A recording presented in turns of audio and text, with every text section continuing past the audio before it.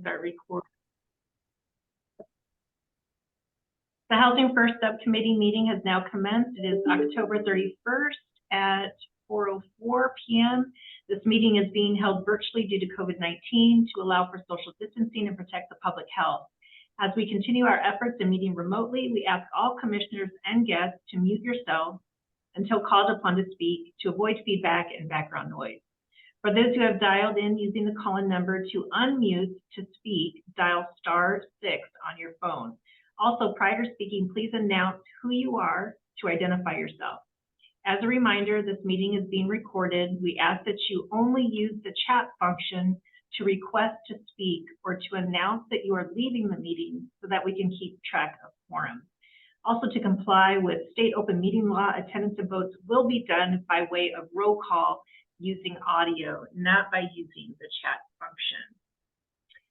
So we'll go ahead and take roll call. Tisha Tallman, I'm here. Mindy Bernstein? Here. Wendy Asher? Here. And Mark Clark is not here as an excused absence. At this time, we do a call to the audience. If any audience members have anything to say. Jessica, do you want to speak?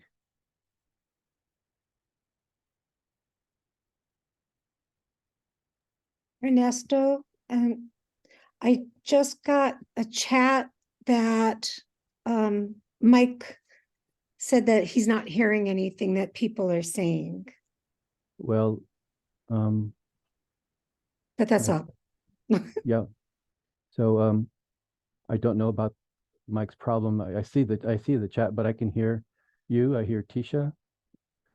And Tisha, Jessica Dunkel would like to speak.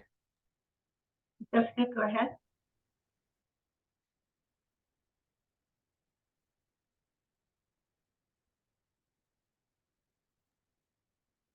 Jessica, you can go ahead and unmute.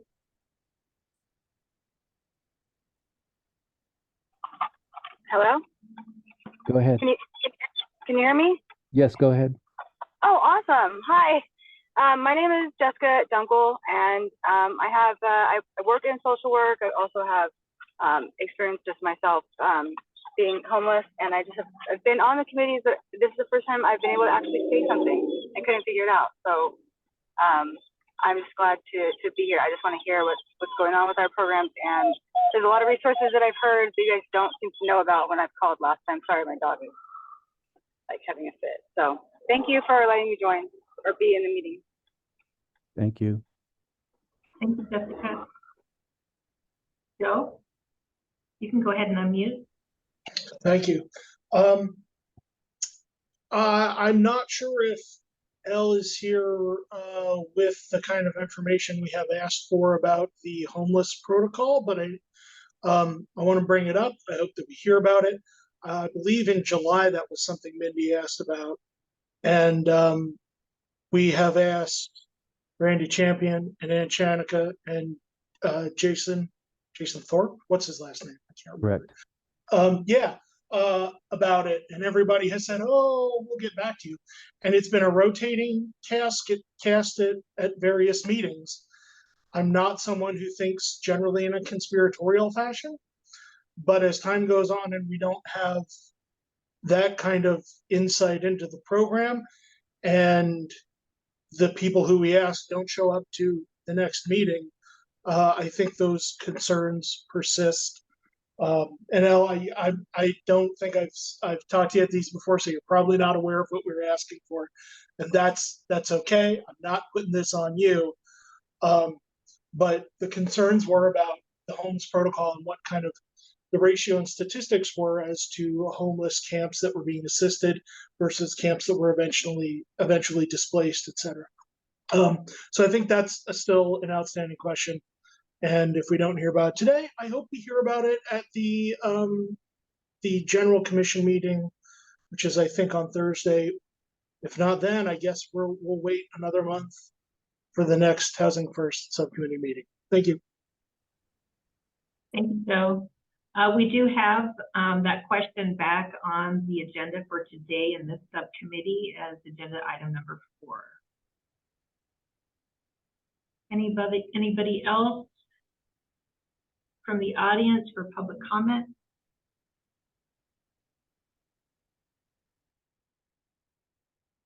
Okay, if not, we're going to go ahead and move to approve the minutes of the meeting.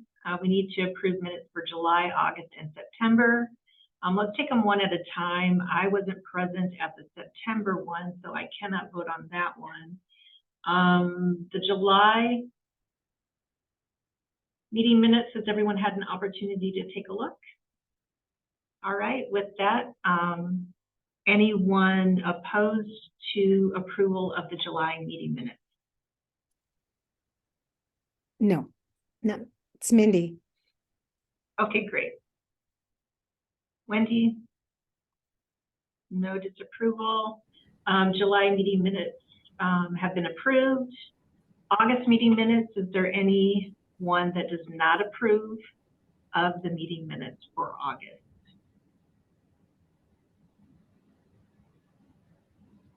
Is disapproving, so those meeting minutes will also stand as approved.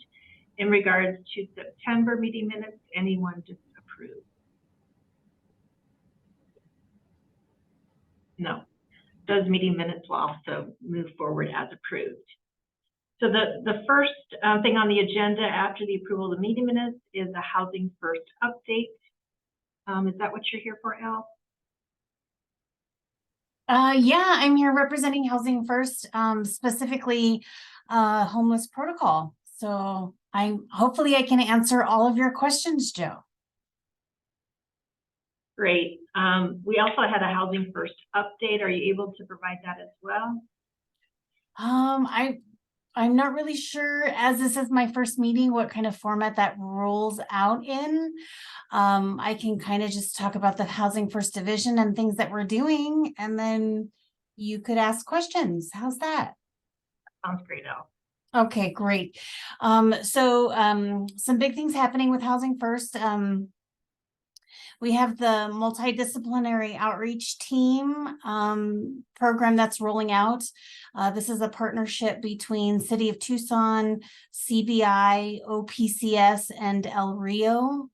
We're going to be doing some work based on locations developed from the dashboard that have been determined high acuity or high needs encampments. Where we're going to be doing some ongoing outreach, hopefully into stable housing situations before the camp is decommissioned, instead of the normal tier 3 route of just forcibly removing campers, and then, they end up in the next alley or the next wash, right? So that program is set to start. It's in development right now, but it's set to start with boots on the ground by December 1st. So we're partnering with HUD technical assistance to develop a training curriculum for the staff. And we have Thelma Magallanes, who is going to manage the volunteer component of the MDOT grant. So we're reaching out to lots of different organizations, including faith-based communities, to try and develop the volunteers in order to make that work. Our goal for the volunteers are primarily parks and like hotspot business locations. We're pulling data from the 311 call center, where they are receiving calls about non-encampments. So these are just places where people are gathering, right? And so we're going to do some proactive outreach at those locations. We can't do reactive outreach because in most cases, by the time we get there at the street corner, the people are not there. So we're looking to develop a way to navigate those locations that are being called on frequently, just so that we have a better chance of finding the people where they are. So that's MDOT. Let's see, Well, I'm assuming you know the shower trailer's up and running. We have a schedule for when and where the shower trailer goes to provide that service. Let's see. I think those are the two big things that are happening recently. We're still running the shelters. The Housing First team's still running the shelters. We're doing okay with that. I don't know how much you know about the vouchers, but our partnership with the PHA has been put on hold just a little bit while we figure out the voucher situation. So we're not able to move people as quickly as we were in the past out of shelter and into a permanent housing. There's two hands up. So Joe, I think you were first. I just had to put mine down. Mindy can go ahead. Okay. Mindy? Thank you. Were you going to talk about the tier 1 and tier 2 definitions that Joe was asking about? Was my first. I can Yes. certainly do that. I don't know if it's in line in the agenda. I don't know if there's a separate Good question. place. My update, and I have my update for you, is I'm working with a thrift shop that will be sorting clothes for the shower program. Okay. That when people get clean, they'll be able to put clean clothes on. They may That's not amazing. be perfect. It's Rethreads Thrift Shop, Threads. Cody Task Force. So they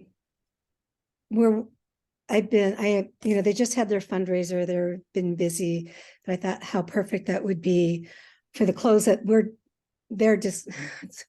they're discarding, usually are missing a button or have a small stain or a rip, but are clean and would be perfect to bring out to the shelter. So I'm going to try, once I get that on board, I will be in touch with your team.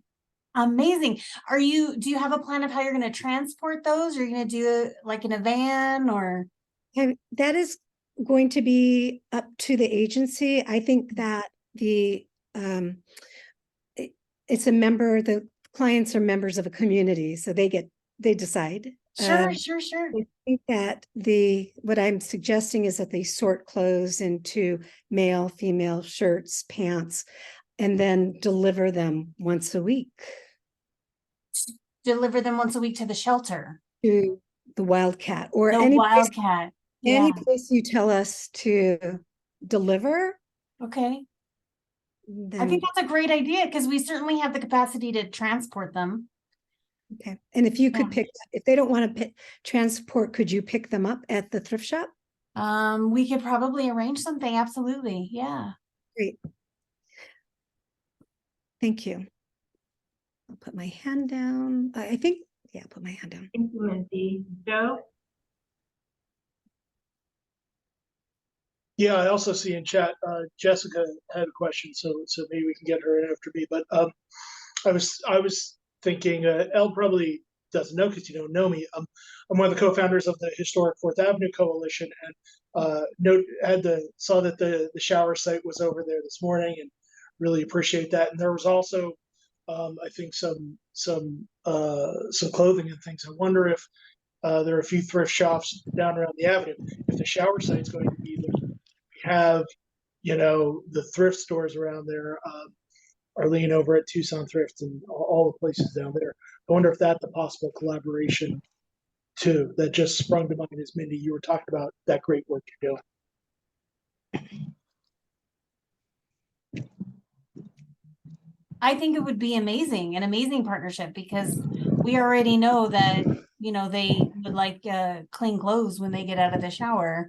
And so sometimes when we go primarily to the churches, they have a little collection of clothes that sometimes people will, pick out of. So it's an amazing idea. Yeah. Thank you.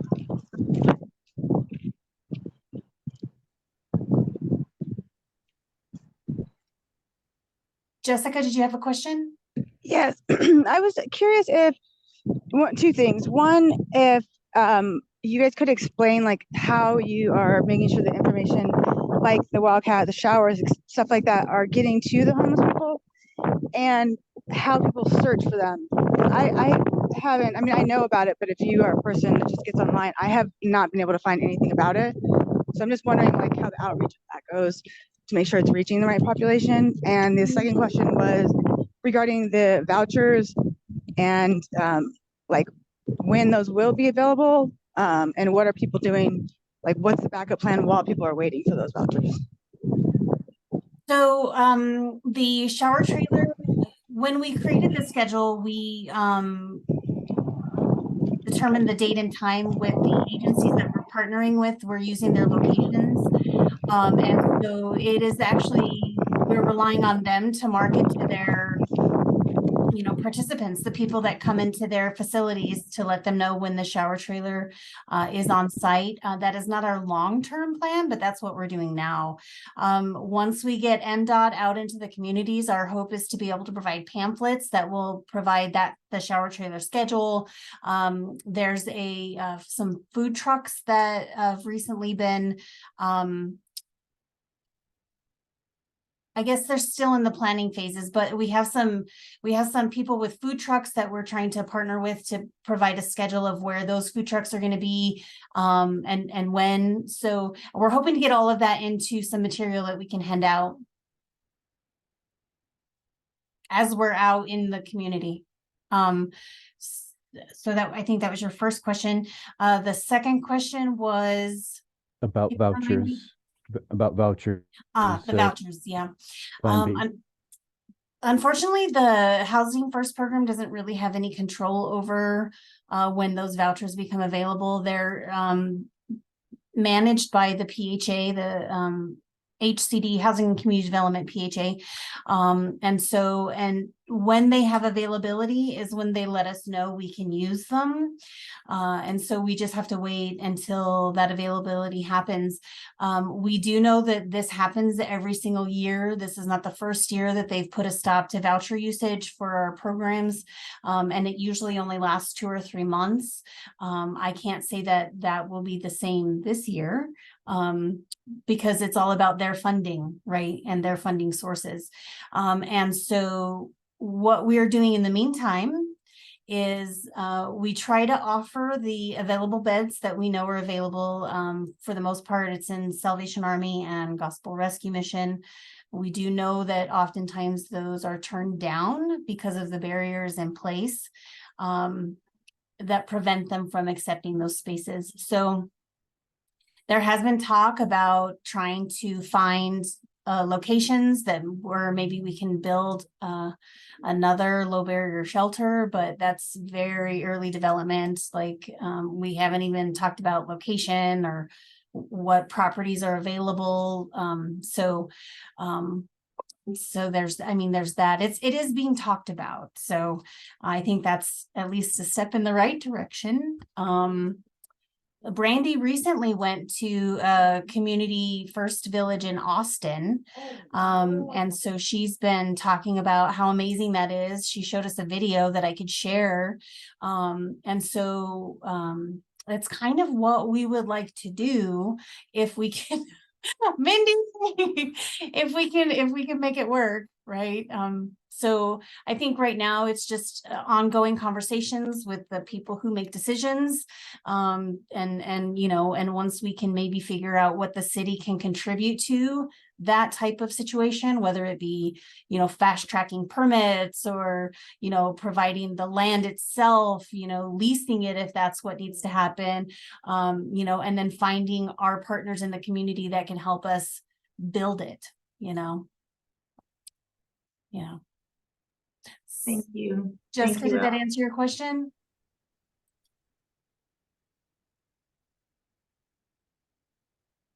Hopefully. Thank you. Sorry, yeah, it took me a second to. Yeah. The vouchers part, yes. I'm just really wondering, where. I'm sure you guys feel this way. It feels like, for lack of better terminology, like pass the buck a lot of times. Which I know that's not what it is. It's just like seems like there's a lot of issues with really communicating, like the agencies being fluid, which understandably, that's how in social work that's tough. But like, if you guys, I don't know if you guys use any, any technology or online resources like that a lot of the homeless people do have access to get the word out, because I don't necessarily feel like the word is getting out there. And I'm just one person, but in the areas which is like pretty much central that I go to, nobody knew about them and when they were going on. I learned about it through just listening to you guys. So I just want to make sure that it's a good resource, and I think there's a lot more individuals that would utilize it if they knew about it.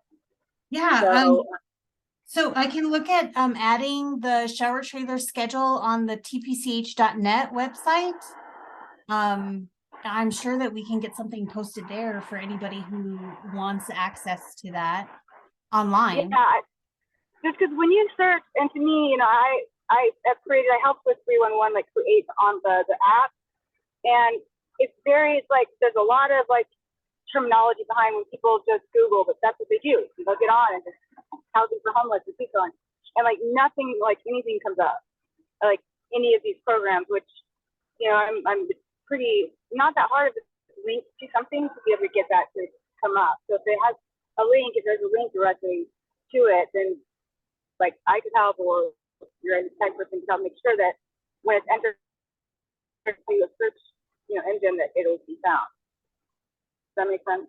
Yes, absolutely. Yep. And I know that our the access points that were developed by the community and our partnering agencies are on the tpch.net website. And so anybody could go to the website, find the number, make the call, get an appointment if it's necessary to do the VI SPDAT. That is not the most common way that we meet the unsheltered folks, but it's happening more or less for people who are almost homeless, the people who are in a situation where they're about to become evicted. And so we're able to then at that point divert them to eviction prevention rather than homeless services, because we want to stop it before it goes that far. Yeah, so but I understand 100% what you're saying. And I think it's a great idea to get the mobile shower trailer and then the food trucks, if we can, onto the website. Okay, thank you. That answers my question. I just throwing it out there. Yeah, it's a great idea. Great idea. Thank you, Jessica. We did have a comment in the chat, and it is referencing everyone to the Center for Learning with the NAEH, and it deals with how to outreach to folks. The YouTube channel at CFL NAEH. Joe? Elle mentioned Brandy's trip out to Austin. I imagine y'all have a presentation scheduled at a future meeting for us about that. I would hope that if there's a video that can be posted to the CEHD website, so we could all watch that and kind of know that at our leisure, and be able to show up ready to have a dialogue with Brandy about that in the future. Thank you. Thank you, Joe. We'll go ahead and make sure that that video is made available if it can be, Elle. Yeah, I'm gonna get it right now. Thank you. The Community First Village is the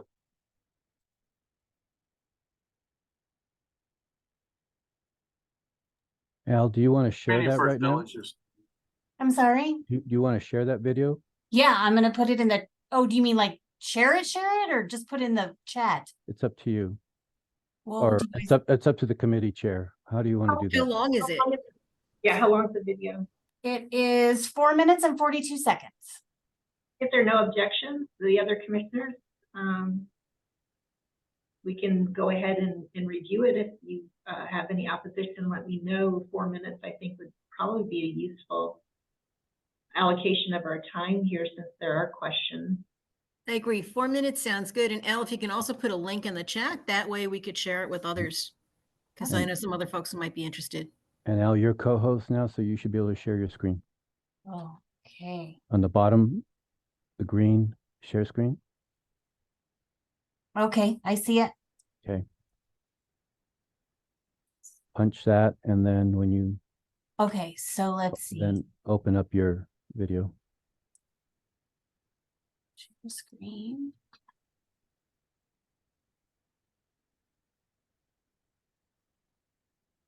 Share. Okay, do you see it? Yes, thank you. Okay, tell me if there's an issue with sound.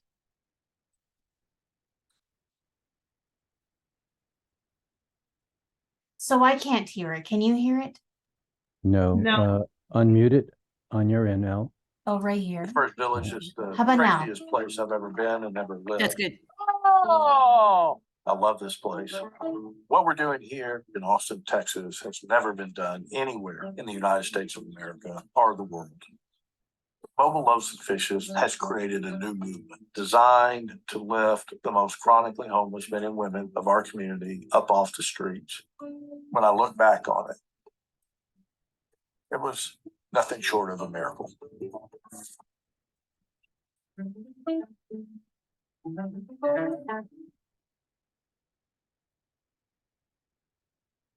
The current system for addressing chronic homelessness in the United States of America is absolutely not working. This is a human issue that requires a human response. Peanut butter and jelly or meat and cheese. Need a blanket, bro? Yeah, let's grab us some food. Yeah. Mobile Loaves and Fishes was started back in 1998 in order to feed the homeless in Austin, Texas. When the truck goes out, those that are serving and those that are being served are on the same side of the serving counter. Oreos, cookies, water. There's no disconnect. And this requires a human-to-human, heart-to-heart relationship. Yeah, I know what it means. It's a simple thing. And that singularly was the game changer. Truly, that food truck ministry is what taught us what we needed to know in order to build Community First Village. In 2004, I came up with this idea that we could go out and buy a gently used recreational vehicle, lift somebody up off the streets. And I started fantasizing as the serial entrepreneur that I am. Why can't we build an RV park?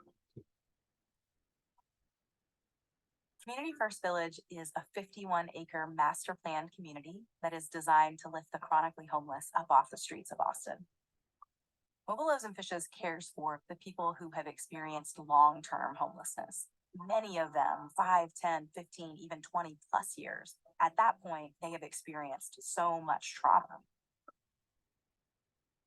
We believe that the single greatest cause of homelessness, particularly in our country, is a profound, catastrophic loss of family. I was married for 8 years. I got a divorce in 92.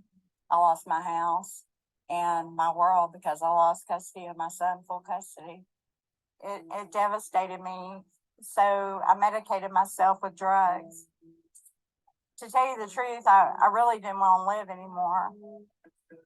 But coming to Community First, it's been one of the best things that's ever happened to me. Our role is to really bring them into a community where they are loved and cared about and where they have an opportunity to begin the process of healing from all of that trauma. At Mobile Loaves and Fishes, our only goal is to inspire communities into a lifestyle of service with the homeless.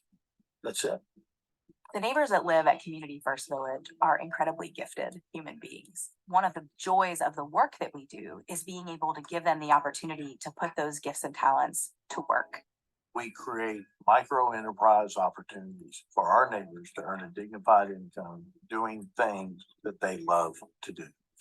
We have a car care business, an art house, a pottery operation, a blacksmithing shop, a wood shop, and a full-blown organic farming operation.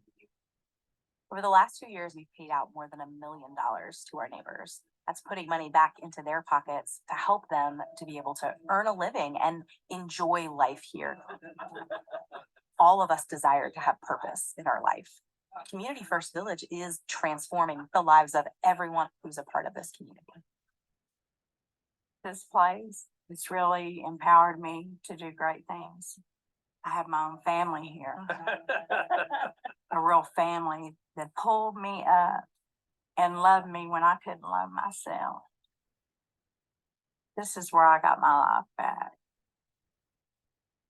Housing will never solve homelessness, but community will.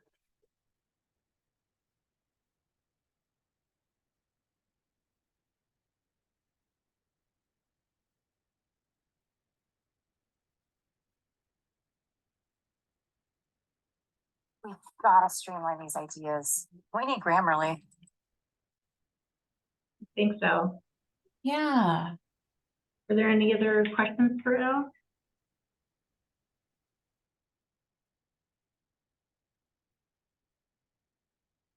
Do we want to talk about the encampments now, or should we wait on that?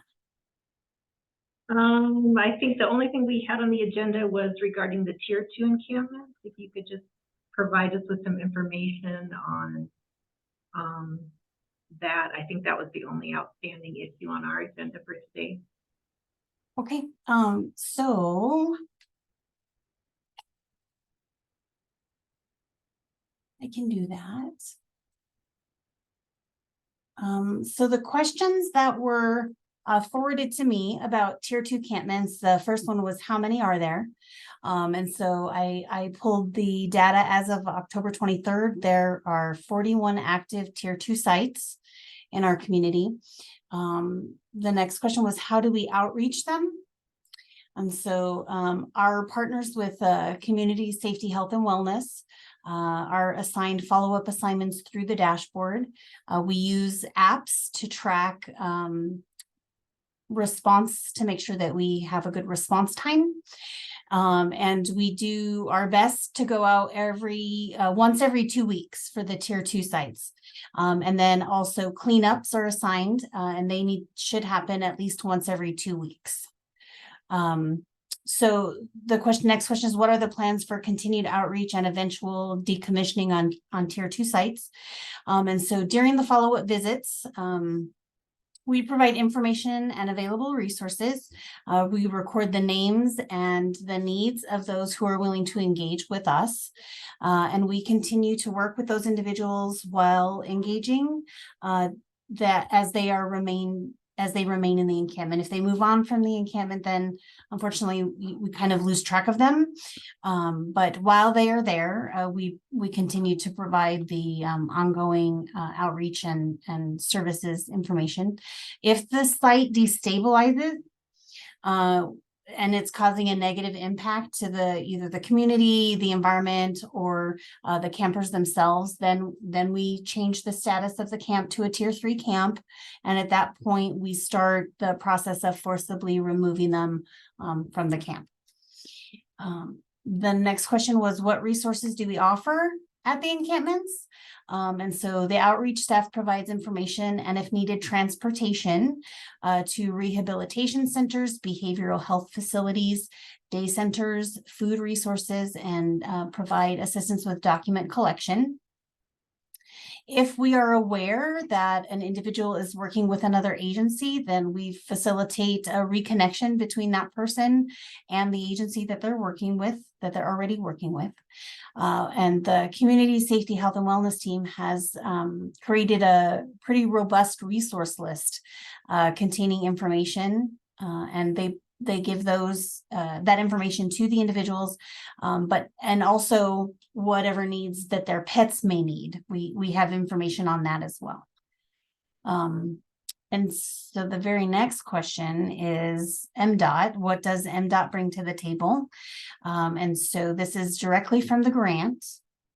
And it says MDOT promotes permanent housing, financial stability, health, and well-being among persons experiencing unsheltered homelessness, particularly those with severe service needs. MDOT is a team of skilled outreach professionals from CBI, OPCS, El Rio, and the City of Tucson that will work together to identify the high needs encampments in the continuum of care service area through the city and county homeless protocol actions, local law enforcement agencies, and other community stakeholders.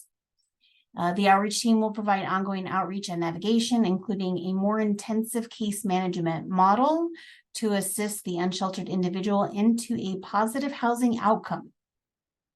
Once everyone who has agreed to engagement has moved out of the encampment into a positive housing outcome, at that point, we will decommission the camp, and anybody who has refused to engage will be forcibly removed.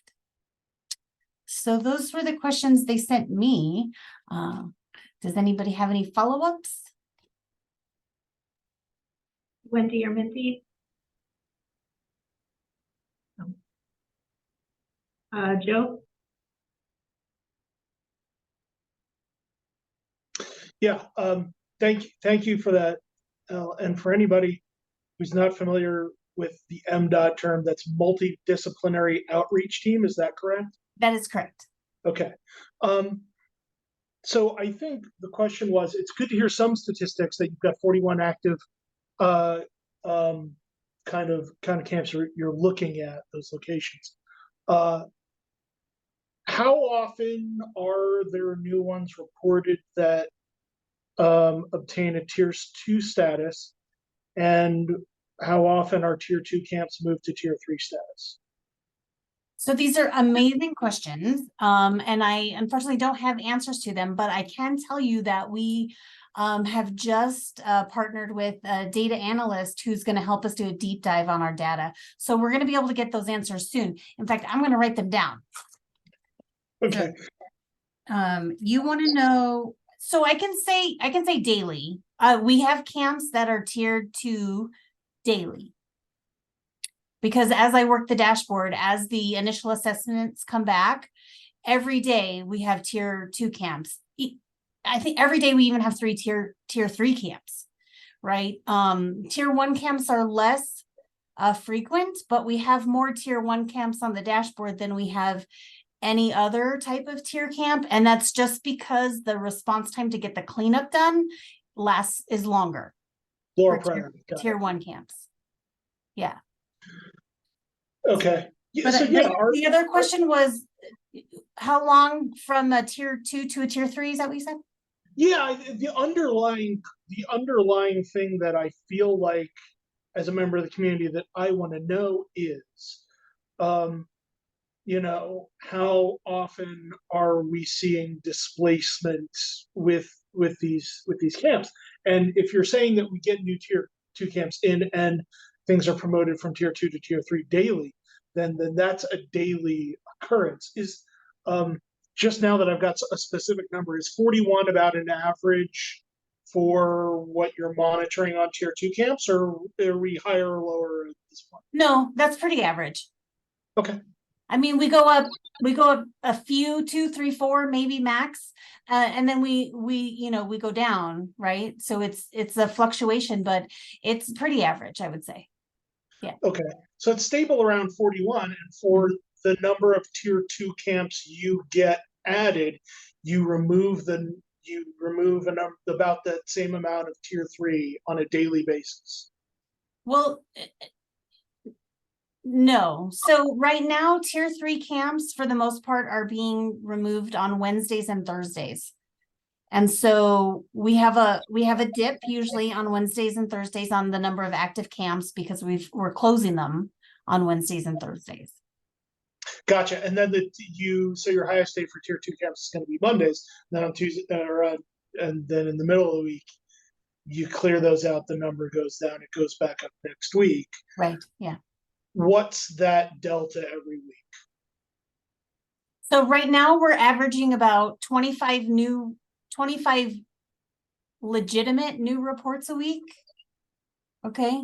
So after the assessment, then we'll know what tier level they are there after the initial assessment. But I don't have an average number every week of tier. I just have an anecdotal feeling after working the dashboard, but I don't have a number. Okay. Well, I think I appreciate your transparency around this. I really like having you here to ask these questions so having an exact number sure is really good based on your feel. The day before you start clearing out tier 3 camps, that number is how much higher than 41? like I said, it's not very high. It's like 44, I think is the highest that I've seen it recently. Okay, so you would, Because remember, tier 2 camps, we're only removing the ones that were tier 2 camps when they become tier 3s. right, We're not closing tier 2 camps. right. Yeah. Okay, so you get about 25 reports per week. Not all of those are tier 2 camps, but you feel like 3 or 4 of those do get classified as tier 2 camps. And then every week, about 3 or 4 of those camps move from tier 2 to tier 3. It would and seem get so. them back. Yeah. Okay. Yeah. I think that gives us a better idea of that workflow. Thank you. Yeah, absolutely. And like I said, because we're doing this deep dive, I want to ask these questions because, because I work so closely with it, I can't always think outside of it. Mhm. So, Oh, yeah. I mean, I love that you're giving me these questions. So, Well, our thought is that not everybody in our community is on board with housing first programs and are on board with what you do. And if we are really wanting to get the community behind this and sell this, we got to say, hey, there's an immense amount of support for these. We're trying to consistently engage and get people into the continuum and work with these community safety, health and wellness, the MDOT team, all this stuff, yeah, and move people through that. We're not just saying, well, there's 41 camps and we got to get 41 of them cleared off and move people over to another place in the city next week. Because I feel like, we've got an empathetic community and that's not what they want to get behind. So I appreciate that we're drilling down on this, and it doesn't seem like that's happening. Thank you. right. And I'll be honest with you. To my knowledge, this is the first time we're doing a deep dive on the data, and the data goes back to 2020. So we can definitely pull in some trends. We're looking for like the top 5 repopulated spots. What do they have in common? Why do people go back? Because we're really trying to figure it out and get into the mentality so we can, make some informed decisions. Sure. Is there a certain resource in a certain area that people are flocking to, and how do you support that need? Gotcha. Yeah. No, it makes sense. Thank you. That's what we had really been asking about and wanted to know. Thank you for making time for it, Tisha. Thank you, Mindy, for asking the original question for it, and thank you, Elle, for giving some clarity to the Yeah, issue. absolutely. And you can connect with me if you have any follow-up questions that you want us to see if we can find the answers to in the data. I would love that. Sounds good. I'm gonna put my email in the chat. You're gonna be in trouble.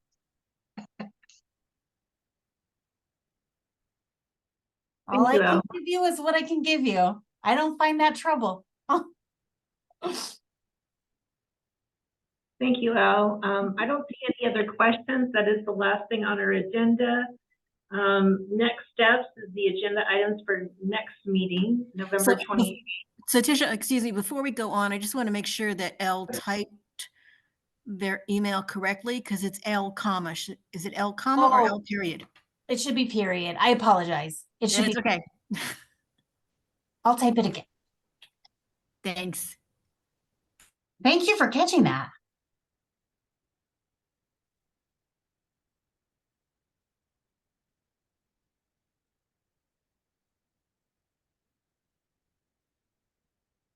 Thank you, Wendy. Thank you, Elle. Mindy? Thank you. I hope I am not treading on anybody's toes. So I have one question about people from that are not on the commission having conversations during our committee meeting. I'm okay. I'm fine with that. I am just wondering if there's protocol regarding that. Thank you for the question, Mindy. I think we've opened it up based on Jim.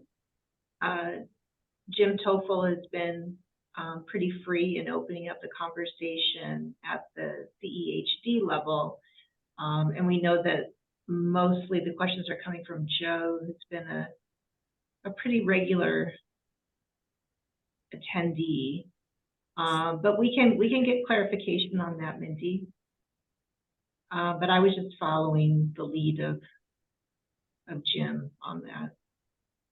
Are Mindy and Wendy, are there any agenda items that you would like to have on the next meeting agenda? I do, Tisha. Okay.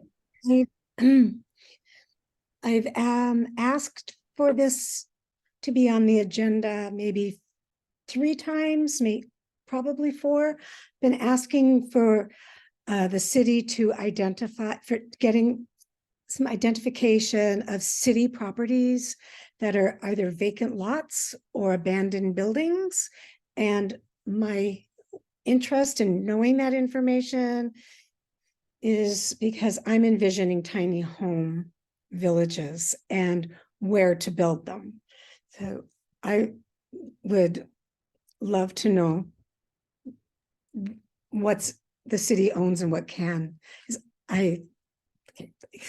Mindy, this is Ernesto. Can I clarify? You want a list of all vacant city properties, correct? Correct. Okay. Thank you. Because for me personally, I've been researching tiny home villages for 6 years. I have a whole folder full of all the various tiny home villages for homelessness. And I love housing first. And I think tiny home villages is another way to go. Thank you. Thank you, Mindy. Wendy, did you have any additional So items? I just wonder if Elle would be willing to come to the next meeting and give us an update on where things are with the vouchers.